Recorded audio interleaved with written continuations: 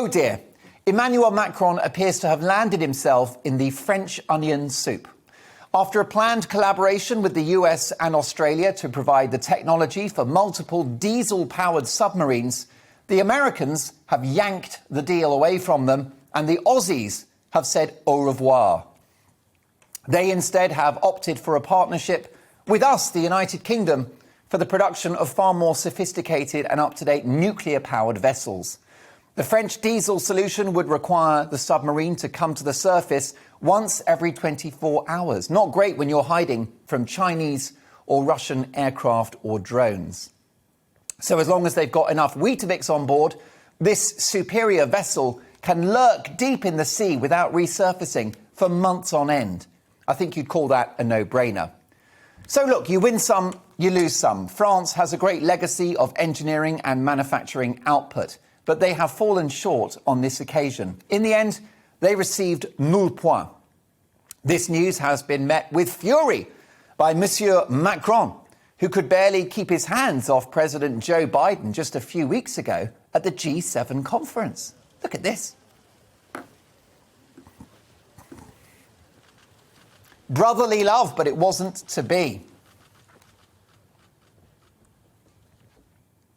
Now, don't feel too bad, Emmanuel. You've been dumped by Biden, but it could be worse.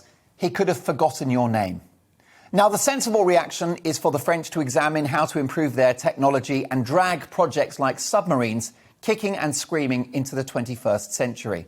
But for Mr. Macron, this is personal.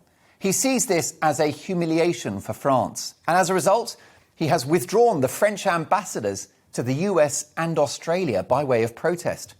Now, this is fairly unprecedented and not a good look for one of the great nations of the world. Can you imagine the international reaction if Britain had made a move like that? Boris Johnson would be public enemy number one in diplomatic circles. So the French president is not happy. He's got a frog in his throat. He's hopping mad. The technology in France is moving at a snail's pace, and the deal is garlic bread and buried. I sympathise with the French, and I think that this situation has been handled badly. But we are the beneficiaries of this international soap opera, and we are now the leading actors. This deal will generate a huge number of highly skilled jobs. It will boost the economy, and it's a vote of confidence in global Britain. Diplomatic and political forces would have made this impossible if we were still members of the European Union. And whether it's trade deals with countries all over the world, a nimble-footed and independent vaccine rollout, or this bilateral agreement on security, this deal is good news for America, good news for Australia, and good news for Britain. Looking at the bigger picture, the real victim of all of this will be China. This deal for new subs will sink their imperial ambitions in the South China Sea and make the world a better and safer place. And surely that's worth a glass of excellent French champagne.